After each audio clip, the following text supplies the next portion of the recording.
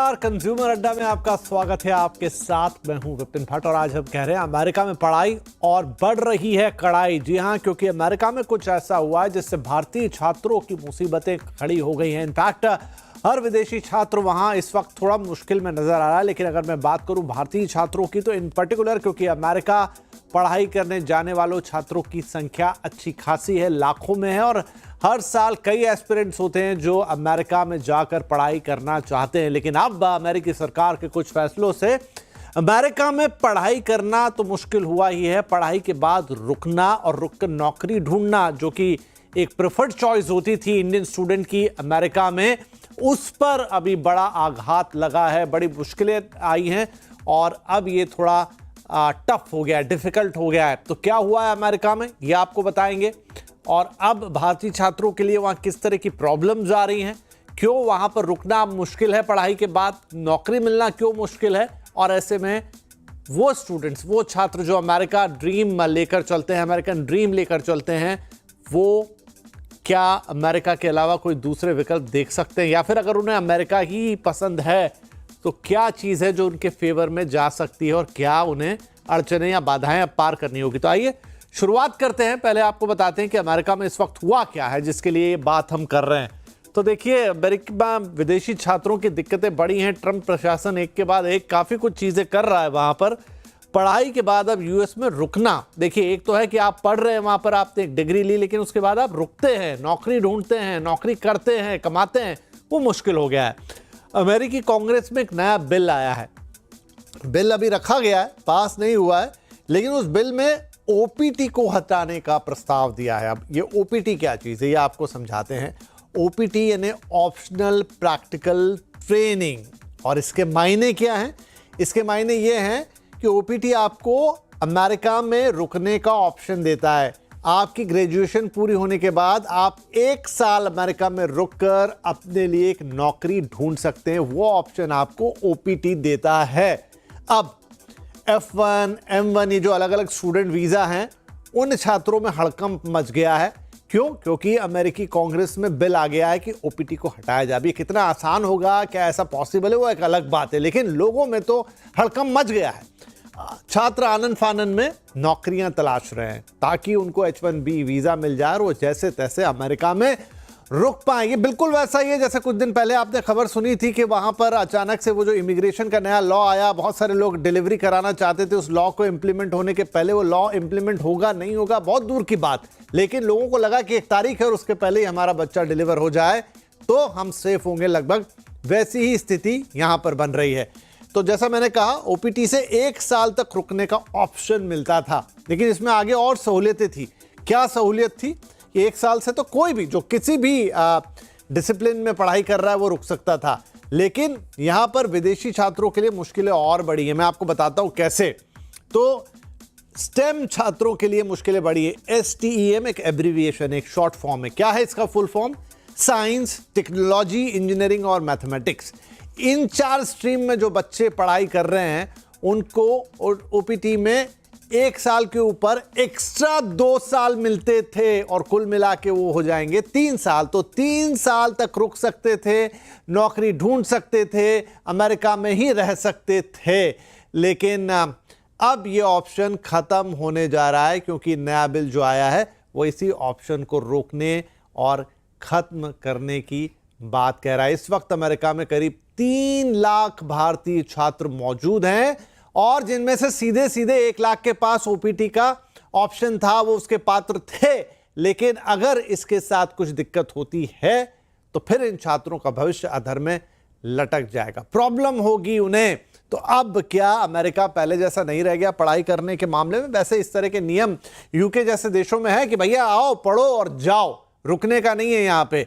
या फिर आपके पास कोई ऐसी नौकरी है जो कि तुरंत मिल जाए आपको, मतलब आप पढ़ाई पूरी करके नौकरी ढूंढेंगे, वो ट्रांजिशन ये देश आपको अब नहीं देगा। ऐसी स्थितियां बन रही है। मिल जाती है हाथों हाथ तो अच्छी बात, नहीं तो फिर जाइए अपने घर, अपने देश वापस।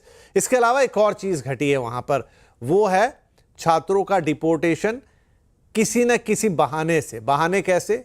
कि आपने वहां पर कोई छोटा मोटा अपराध किया हो, आपने लेन कटिंग कर दी हो, आपने सिग्नल जंप कर दिया हो, आपने ट्रैफिक का कोई दूसरा वायलेशन किया हो, ड्रिंक एंड ड्राइव का कोई केस कभी आपके खिलाफ बना हो, ऐसे विदेशी छात्रों को नोटिस आ रहे हैं और उनके F1 वीजा को टर्मिनेट किया जा रहा है और कहा जा रहा है हाथों हाथ आप जाइए इस देश को छोड़ के। तो कुल मिला के ट्रंप प्रशासन जो है वो बाहर से जो पढ़ने वाले छात्र हैं उन पे काफी टफ हो गया है। अब ये छात्रों पे गाज गिर रही है। तो इसी पूरे मामले पे चर्चा करते हैं कि अब अमेरिका में पढ़ना कितना मुश्किल हो गया है और आगे से यहां क्या रास्ता है। हमारे साथ कार्यक्रम में शामिल हो रहे हैं द विविड कंसल्टेंट के डायरेक्टर दर्शन शाह और गो स्टडी फ्री के फाउंडर महापवित्र सिंह आनंद। आप दोनों का बहुत बहुत स्वागत है। दर्शन, आपसे ही शुरुआत करते हैं। मैंने पूरी कहानी बताई, क्या हो रहा है इस वक्त अमेरिका में? थैंक यू विपिन जी। आपने जो कहानी बताई उसके बारे में आप जैसे बहुत बता रहे थे कि ये अभी बिल पास हुआ नहीं है, ये अभी उन्होंने इम्प्लीमेंटेशन में और आइडिया जनरेशन में हो रहा है। तो आइडिया जनरेशन से लेके इम्प्लीमेंटेशन में यूएस के अंदर बिल पास करने के लिए 8 से 9 महीने या कभी कभी 2 साल से भी ज्यादा लग जाते हैं। तो ये जस्ट आइडिएशन स्टेज में है, तो बच्चे और स्टूडेंट को परेशान होने की कोई जरूरत नहीं है कि ये बिल डेफिनेटली पास होगा ही होगा। बिकॉज मेरी बात करूं, अब ट्रंप 1.0 के अंदर जब ट्रंप पहली बार जब आए थे तब उन्होंने ये ऐसा ही एक नया रूल्स लाया था कि हम वो H1B को खारिज कर देंगे। और 2008 की बात करो, जब आपको पता है कि वर्ल्ड का सबसे बड़ा क्राइसिस था, उस टाइम भी यूएस गवर्नमेंट में ऐसे बहुत सारे बिल आए थे जहां पे F1 को खारिज करना था, OPT को भी करना था और H1B को भी करना था। लेकिन हमने देखा है कि 20 साल के अंदर ऐसा कोई रूल्स और रेगुलेशन नहीं आया है जो ये पर्टिकुलर सेक्टर के अंदर कुछ भी चीज खारिज हो सकती है। दूसरी मैं आपको इंपॉर्टेंट बात बताना चाहूंगा इसके अंदर कि इंटरनेशनल स्टूडेंट यूएस इकोनॉमी में 44 बिलियन का कंट्रीब्यूशन करते हैं। तो 44 बिलियन तो ये बहुत ही बड़ा नंबर है। तो कोई भी प्रेसिडेंट इतनी बड़ी अपॉर्चुनिटी को गंवाने नहीं देगा। इन केस OPT का रूल्स इंप्लीमेंट करते हैं तो शायद इंटरनेशनल स्टूडेंट कम जाएंगे, तो उनकी इकोनॉमी के ऊपर बहुत से ज्यादा दबाव आएगा। तो आई डोंट थिंक सो कि ट्रम्प 2.0 के अंदर ये रूल्स को इंप्लीमेंट किया जाएगा या ट्रम्प सरकार इसके बारे में कुछ ज्यादा सोचेगी। बिकॉज मैं सभी बच्चे को और आपको भी बोलना चाहता हूँ कि ये जस्ट आइडिएशन स्टेज में है। आप ऑनलाइन देखोगे तो बिल पास करने में उसको प्रेसिडेंशियल में जाना पड़ता है, फिर हाउस में जाना पड़ता है, बहुत सारी प्रोसेस कंप्लीट करने के बाद ही वो बिल पास होता है। और पास होने के बाद भी एक टाइमलाइन दी जाती है कि 1 साल के बाद इंप्लीमेंट करेंगे या 2 साल के बाद इंप्लीमेंट करेंगे।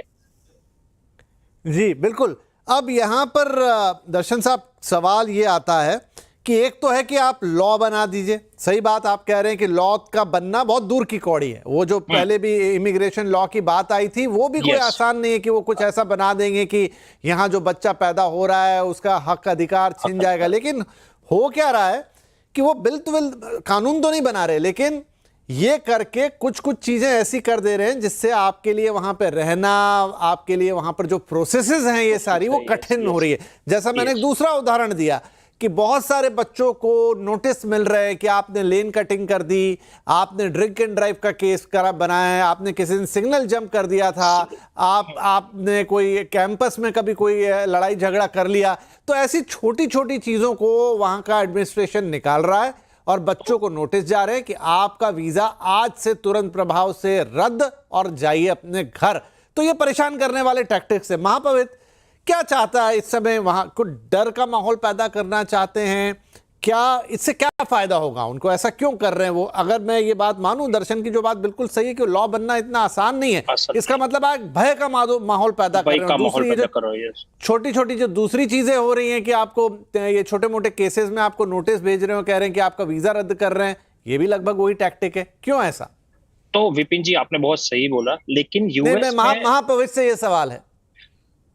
देखिए, बेसिकली जो ट्रम्प एडमिनिस्ट्रेशन है वो टारगेट कर रहे हैं कि जो स्टूडेंट्स हैं जो उनको वीक सेक्शन से हैं कि वो ज्यादा कुछ इस पे कुछ एक्शन नहीं ले पाएंगे गवर्नमेंट के अगेंस्ट, इसलिए उनको वापस भेज रहे हैं ताकि शुरू से ही वो एंटी इमिग्रेशन रहे हैं जो ट्रम्प के जो मैनिफेस्टो भी रहे इलेक्शंस में। इसलिए वो स्टूडेंट्स को वापस भेजते आ रहे हैं वीजा कैंसिलेशन करके, ताकि इमिग्रेशन कम होए यूएसए में। हाँ, नहीं वो बात तो सही है महापवित्र साहब, लेकिन क्या इसके पीछे उनकी मंशा है? क्या वो अपना जो इलेक्शन का वादा है वो निभाना चाह रहे हैं, या वो अपने वोटर्स को ये संदेश देना चाह रहे हैं कि देखिए मैंने कहा था कि आप ही के लिए अब सब कुछ होगा, तो मैं ना यहाँ पर H1B वीज़ा वालों को आराम से रहने दूंगा, ना मैं यहाँ पे जो बाहर से पढ़ाई करने आने वाले हैं उनको आराम से रहने दूंगा। जबकि जैसे दर्शन साहब ने बताया कि एक बड़ी इकोनॉमी है उस पूरी पढ़ाई लिखाई की, और दुनिया भर से छात्र अमेरिका पहुंचते हैं, उसमें भारतीयों की बड़ी संख्या है, 3 लाख से ज़्यादा बच्चे पहुंचे हुआ एकेडमिक सेशन 24 में। तो ऐसा करके किसका फायदा है? तो विपिन जी मैं बताऊं। हाँ, महापवित्र जी से ये सवाल है, फिर मैं आ रहा हूं दर्शन जी आपके पास। Okay okay. इसमें फायदा तो जैसे कि है, शायद वो चाह रहे हैं कि जो लोकल यूएस लोकल रेजिडेंट्स हैं उनको ज्यादा अपॉर्चुनिटीज मिले, जॉब्स मिले, जो कि खतरे में रहता था फॉरेन इंटरनेशनल स्टूडेंट्स की वजह से। तो जब इंटरनेशनल स्टूडेंट्स कम होंगे तो जॉब्स ईजर रहेंगे for local American students and citizens, जिनसे उनको हेल्प, वोट बैंक में हेल्प मिलेगा इलेक्शन में। जी जी जी जी, दर्शन आप कुछ कह रहे थे? यस सर, मेरा कहना एक ही है कि ये जो आप बोल रहे हो कि डिपोटेशन आ रहा है, वो डिपोटेशन उन्हीं बच्चों का आ रहा है जो कुछ वहां पे गलत कर रहे हैं, जो ड्रग्स के मामले में फंसे हुए हैं, ड्रिंक एंड ड्राइव कर रहे हैं। तो कोई भी कंट्री अपने आप को सेफ तो रखना ही चाहिएगी, क्योंकि सेफ नहीं रखेगी तो प्रॉब्लम तो आने ही वाला है। तो ट्रम्प सरकार ने एक डर का माहौल बना के रखा तो है, लेकिन वो स्टूडेंट कम्युनिटी के लिए अच्छा भी है, बिकॉज उनकी कंट्री के लिए वो अच्छा ही सोच रहे हैं। और जो भी बच्चे जैसे वायोलेशन एक्टिविटी वहां पे हो रही है, प्रोटेस्ट होते हैं, उसके अंदर पार्टिसिपेट करते हैं, तो उनको तो डेफिनेटली उन्होंने सेविस टर्मिनेशन करके इंडिया वापस जाने या अपनी रिस्पेक्टिव कंट्री में वापस जाने का फरमान भी दे दिया है। तो आई थिंक मेरे in nutshell what I would like to say कि जो भी स्टूडेंट यूएसए जाके अच्छी तरह से पढ़ाई करना चाहता है, उनकी इकोनॉमी में कंट्रीब्यूट करना चाहता है अच्छी तरह से, उनको कोई प्रॉब्लम नहीं है। बिकॉज जब मैं पढ़ाई करने के लिए गया था तो ये सारे रूल्स रेगुलेशन थे, लेकिन इतने हैवीली नहीं थे। लेकिन हम डरते तो थे कि कुछ गलत नहीं हो जाए तो ये लोग हमको डिपोर्ट नहीं करने। लेकिन आई थिंक मेरे को लग रहा है कि ये रूल्स की वजह से बहुत सारे ऐसे इंटरनेशनल स्टूडेंट है इंडिया और दूसरी कंट्री से, कि जो समझते थे कि कोई भी रूल्स को हम सीरियसली नहीं लेंगे तो वो सीरियसली लेने लगेंगे और उनको ही बेनिफिट होगा। तो अब ऐसे में महापवित्र साहब, इन विदेशी स्टूडेंट या मैं कहूँ इंडियन स्टूडेंट के लिए वहाँ ऑप्शन क्या बचते हैं इस समय? वो क्या करें? एक तरफ है कि चलिए वो एक डर का माहौल बना दिया कि हम ओपीटी हटा लेंगे, ये वो बिल ले आए। दूसरी तरफ आप ऐसी छोटी छोटी चीज़ों के लिए उनको नोटिस भेज रहे हो, उनके वीज़ा को कैंसिल कर रहे हो। क्या करेंगे वहाँ पे फिर इंडियन स्टूडेंट? देखिए, अभी रिसेंटली वापस सुप्रीम कोर्ट का रूलिंग आया है कि इस एक्ट से अभी भी स्टूडेंट्स को इमिडिएटली वापस कंट्री छोड़ने की जरूरत नहीं है। वो फिर भी अभी वहाँ पे यूएस में स्टे बैक करके लीगल रेमेडी हेल्प ले सकते हैं, जिसके लिए वहाँ की लोकल यूनिवर्सिटीज को स्टूडेंट्स को हेल्प करना चाहिए, ताकि वो वहाँ पे एक्सटेंड कर सके अपने वीजा और उनके लिए सोल्यूशंस निकाल सके। तो दर्शन, अभी जैसे कुछ और भी देश है, फॉर एग्जांपल यूके में भी ऑलमोस्ट इसी तरह के रूल्स हैं, जहां पर आपको पढ़ाई करना है और उसके बाद वहां रुकने के ऑप्शंस नहीं है। मतलब ऐसे ऑप्शंस नहीं है आपको कि आप रुकें और नौकरी ढूंढें। पढ़ते पढ़ते मिल गई, that's a different thing. Campus he interview में सिलेक्शन हो गया, दैट्स अ डिफरेंट थिंग। तो क्या अब अमेरिका भी उसी राह पे जाना चाह रहा है?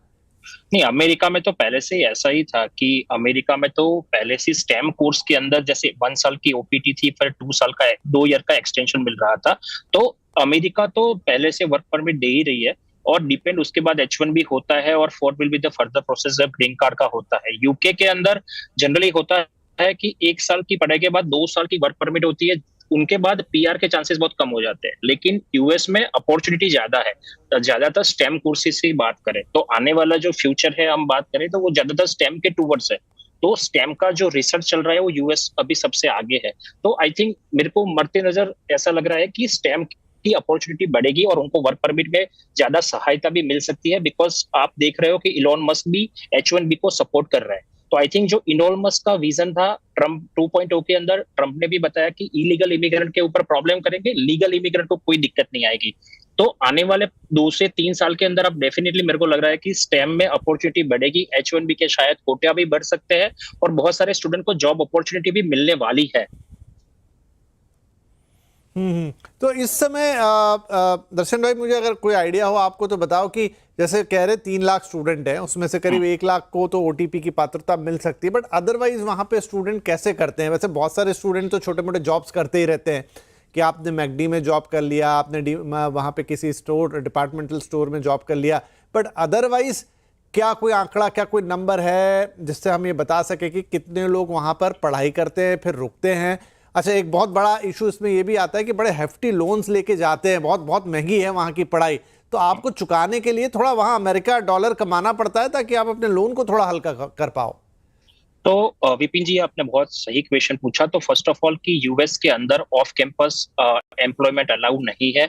एज ए इंटरनेशनल स्टूडेंट आप ऑन कैंपस ही काम कर सकते हो। ऑन कैंपस में आपको ऑन कैंपस कोई भी वहां पे फूड कोर्ट है उसके अंदर या प्रोफेसर के अंदर जीटीए, जीआरए, रिसर्च असिस्टेंटशिप कर सकते हो। तो बहुत सारे स्टूडेंट जो होते हैं वो फर्स्ट सेमेस्टर के अंदर 100 आउट ऑफ 100 मार्क्स लाते हैं, तो उनको जीटीए, जीआरए की अपॉर्चुनिटी मिल जाती है।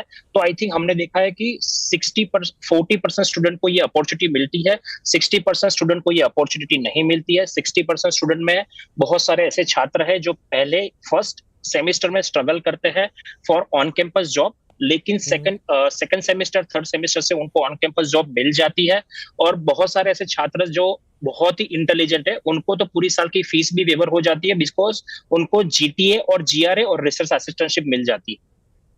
तो जो भी स्टूडेंट यूएस जाना चाहते हैं उनको ऑन ऑफ कैंपस तो अलाउ ही नहीं है। और ट्रम्प 2.0 के अंदर जो आप ऑफ कैंपस जॉब करते हुए किसी ने भी आपको पकड़ लिया तो it will be very difficult, आपको डेफिनेटली डिपोर्टेशन आएगा।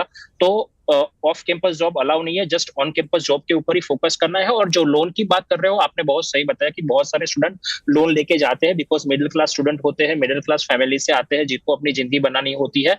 तो उन लोगों के लिए थोड़ा डिफिकल्ट टाइम आएगा, बिकॉज उनको 2 साल थोड़ा बहुत प्रॉब्लम आ सकता है ऑन कैंपस जॉब के अंदर, और उसके बाद ग्रेजुएशन के बाद ऑन कैंपस, ग्रेजुएशन के बाद फुल टाइम जॉब के अंदर। तो आई थिंक उनको थोड़ा बफरिंग ज्यादा रखना पड़ेगा कि पैसे का थोड़ा इंतजाम थोड़ा ज्यादा करना पड़ सकता है, ऐसा मेरा मानना है।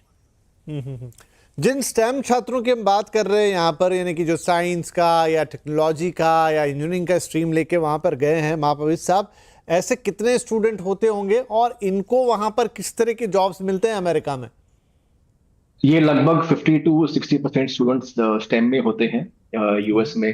तो इनको जैसे कि एनालिस्ट्स, इंजीनियर्स, मैनेजमेंट ग्रेजुएट्स, इस टाइप पे जॉब्स उनको कंपनीज में वहाँ पे मिलते हैं आफ्टर कोर्स खत्म होने के बाद। ओके, चलिए तो एक छोटा ब्रेक यहाँ पर लेते हैं और ब्रेक के बाद हम बात करेंगे कि अगर अमेरिका में चीज़ें अब मुश्किल हो चली हैं तो कौन से वो देश बचते हैं जहाँ अगर आपको बाहर जाके पढ़ाई करना है तो चीज़ें थोड़ी आसान हो। अमेरिका इस वक्त दुनिया का सबसे आसान देशों में से एक माना जाता था, जहाँ पर आप जाइए, वहाँ पर वहाँ पर पढ़ाई कीजिए, फिर वहाँ पर काम कीजिए और एक अच्छी आप अपने करियर की शुरुआत उस देश के साथ कर सकते हैं। बहुत ही हाई ग्रेड किया जा सकता था, लेकिन हाल में समीकरण बहुत तेज़ी से बदले हैं और अमेरिका में मुश्किलात बढ़े हैं। तो क्या इसका जवाब होगा कनाडा, क्या इसका जवाब होगा ऑस्ट्रेलिया या फिर कुछ यूरोपियन कंट्रीज़ जहां का रुख अब छात्र कर सकते हैं? एक छोटा ब्रेक लेंगे, लेकिन ब्रेक के बाद वो ऑप्शंस हम तलाशेंगे कि अगर विदेश में ही पढ़ाई करनी है तो फिर अमेरिका के अलावा और कौन से ऑप्शंस हो सकते हैं जो आपके लिए अच्छे रहेंगे। एक छोटा ब्रेक के बाद विस्तार से इसी पर बात।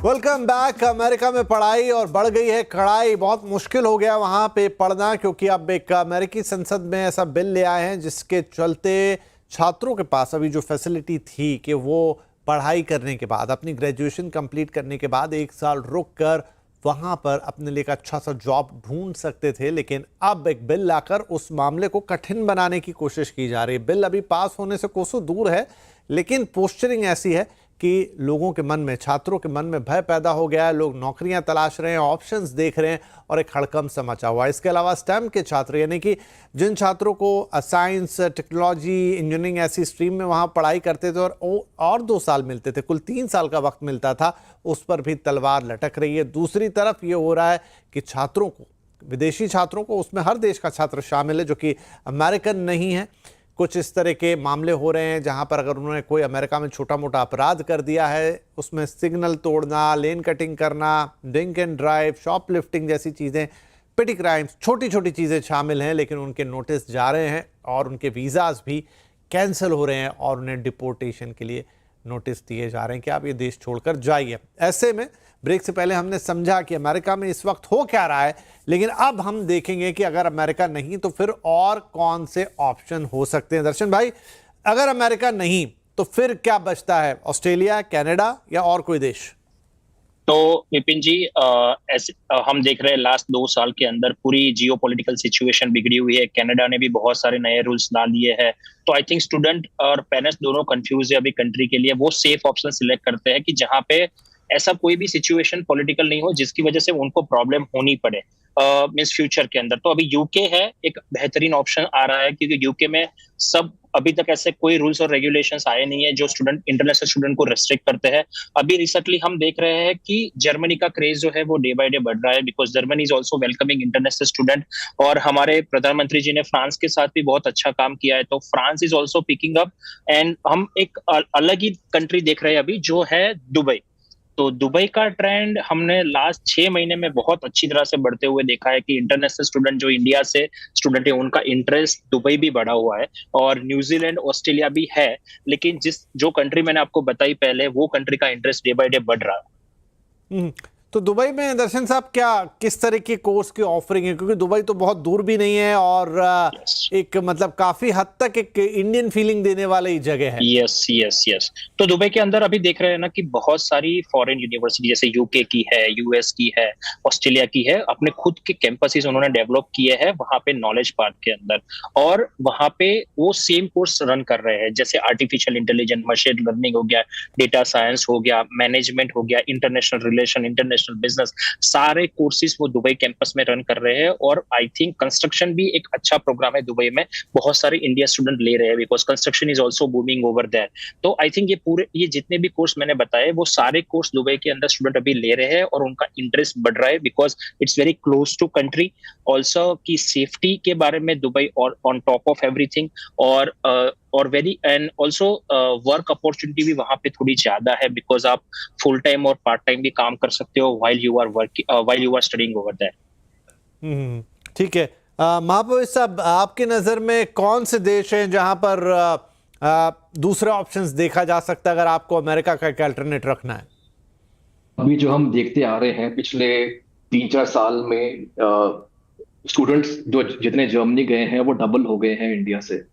तो अभी बहुत स्टूडेंट्स जर्मनी जा रहे हैं, क्योंकि एक तो जर्मनी में पढ़ाई फ्री है, कोई ट्यूशन फी नहीं है पब्लिक यूनिवर्सिटीज में। प्लस जर्मनी में आज की डेट में 10 लाख वैकेंसीज हैं, जॉब्स हैं, जो आज की डेट में किसी भी कंट्री में नहीं है। और कोर्स खत्म होने के बाद स्टूडेंट्स को 1.5 साल का वीजा मिलता है स्टे बैक करके जॉब्स करने का। सो इन 3 बेनिफिट्स की वजह से जर्मनी बहुत पॉपुलर हो रहा है स्टूडेंट्स के बीच। तो महापौर साहब, जर्मनी का जितना मुझे आइडिया है, जो आप कह रहे हैं कि वहां पर कोई फीस नहीं लगती, लेकिन शायद आपको फिर जर्मन लैंग्वेज में ही वो कोर्सेज करने पड़ते हैं, उसके लिए आपको शायद जर्मन सीखना जरूरी है। तो जो कोर्सेज फ्री में है वो इंग्लिश मीडियम में भी है और जर्मन लैंग्वेज में भी है। तो स्टूडेंट्स पहले जो जर्मन मीडियम कोर्स में जाते हैं, पहले वो जर्मन लैंग्वेज सीखते हैं और उसके बाद वो पढ़ाई फ्री में करते हैं। और जो जर्मन लैंग्वेज और इंग्लिश लैंग्वेज ज़्यादा फर्क नहीं है, अल्फाबेट सब सेम होते हैं, तो इंडियन स्टूडेंट्स इजीली कोप कर लेते हैं जर्मन लैंग्वेज में। ओके। दर्शन साहब, बहुत सारे लोगों को मैंने चाइना का भी रुख करते हुए देखा है, लेकिन क्या वहाँ का मार्केट और वहाँ की परिस्थितियाँ और वहाँ की चीज़ें ऐसी हैं कि लोग वहाँ पढ़ना प्रेफर करते हैं? नहीं, चाइना की बात करें तो हमने रिसेंटली देखा है कि चाइना का ऐसा कोई इंप्रूवमेंट दिखा नहीं है और मोमेंटम दिखा नहीं है कि बच्चे लोग जाने का प्लान कर रहे हैं। लेकिन मेडिकल स्टूडेंट के लिए अभी हमने इंक्वायरी देखी है कि मेडिकल स्टूडेंट के लिए चाइना स्टूडेंट प्रीफर कर रहे हैं, लेकिन इंजीनियरिंग कोर्स के लिए ऐसा कोई इंक्वायरी अभी तक हमने देखी नहीं। अच्छा, एक जमाने में दर्शन भाई यूएसएसआर मतलब रशिया भी बड़ी एक फेवरेट डेस्टिनेशन हुआ करती थी। अभी तो एक वॉर हिट जोन है, लेकिन अगर मैं वॉर को एक तरफ कर दूं तो क्या रशिया आज भी उस तरीके की स्टडी, वैसे मौके, चाहे वो मेडिकल की पढ़ाई हो, चाहे वो किसी और क्षेत्र की पढ़ाई हो, उस तरह के ऑफर करता है जहां पर लोग जाएं और उनका इंटरेस्ट बने? ऐसे तो सर बहुत सारी कंट्री है ये ऑप्शंस एक्सप्लोर करती है, और सब लोगों को इंटरनेशनल स्टूडेंट चाहिए, बिकॉज आने वाले 3 से 5 साल में एजिंग पॉपुलेशन होने वाली है। जो जापान ले लो, पूरी यूरोपियन कंट्री ले लो, रशिया ले लो, सारी जगह पे एजिंग होने वाला है।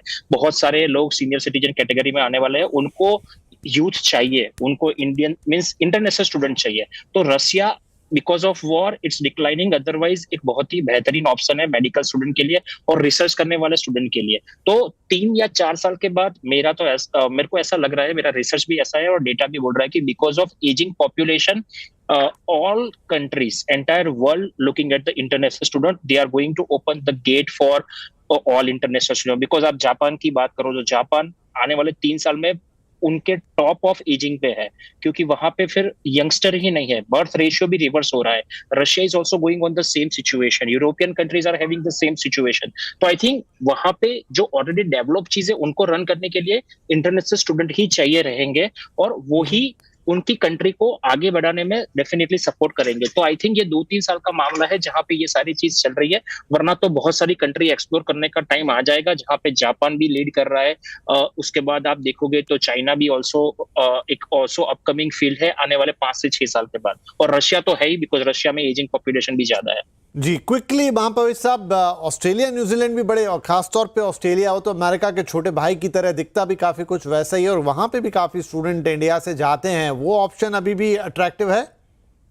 देखिए, ऑप्शंस तो काफी है आज की डेट में, लेकिन स्टूडेंट्स को मेनली दो चीज देखनी चाहिए जो उनके लिए फ्यूचर के लिए बेस्ट रहते हैं। कि एक फैक्टर है कि जॉब्स, अल्टीमेटली जो भी स्टूडेंट्स बाहर पढ़ने जा रहे हैं, हर आदमी मोस्टली चाहते हैं कि वहां पे स्टे बैक कर सके और वर्क कर सके। तो आज की डेट में सबसे ज्यादा नौकरियां, वैकेंसीज जर्मनी में है। जो 10 लाख वैकेंसीज हैं वो और किसी कंट्री में नहीं है आज की डेट में। और ये जो जॉब्स की वैकेंसीज हैं ये वहाँ पे बढ़ती जा रही है, क्योंकि वहाँ किस तरह की वैकेंसीज हैं महापवित्र साहब? ये वहाँ पे हर फील्ड में है, engineering, management, IT, health care, doctors, nurses, her field में वहाँ पे 10 लाख वैकेंसीज हैं जो हर साल बढ़ती जा रही है। बिकॉज ऑफ एजिंग पॉपुलेशन है जर्मनी में, इस वजह से वहाँ पे वैकेंसीज बढ़ती जा रही है जर्मनी। ठीक है, तो चलिए अमेरिका से अगर मामला, दरवाजे बंद होते हैं, दरवाजे बंद होने जैसी बात तो नहीं है, लेकिन दरवाजे थोड़े से टाइट हो जाते हैं, थोड़ी दिक्कतें आती हैं, थोड़ा सा जरा व्यवहार में सख्ती आती है, कुछ नियमों में अगर बदलाव होता है, तो जैसा दर्शन जी महापवित्र जी कह रहे हैं कि ऑलमोस्ट दुनिया का हर देश जिसके साथ थोड़ी एजिंग पॉपुलेशन की इश्यूज़ हैं और भी थोड़ी, वो सब अपने दरवाजे खोल के तैयार हैं। जर्मनी का भी जिक्र आ रहा है कि 10 लाख वैकेंसीज़ हैं, फ्री एजुकेशन है। जापान जैसा देश है, ऑस्ट्रेलिया न्यूजीलैंड तो एक कॉमन डेस्टिनेशन है, कनाडा लोग जाते रहे हैं, यूके है और अदर यूरोपियन कंट्रीज़ हैं जो इस समय बिल्कुल दिल खोल के आपका स्वागत कर रही हैं कि आप जाएं और वहाँ पर पढ़ें, और उनके नियम भी आसान है। तो एक अमेरिका से ज़रूर एक थोड़ा मोहभंग होगा, क्योंकि वो अमेरिकन ड्रीम सबके मन में रहता है कि वहाँ जाना है, वहाँ पढ़ना है, लेकिन अगर वहाँ नियम आपके फेवर में नहीं है तो ऑप्शंस की कमी नहीं है। बहुत शुक्रिया आप दोनों ही मेहमानों का हमारे साथ इस कार्यक्रम में जुड़ने के लिए, बहुत बहुत धन्यवाद। नमस्कार।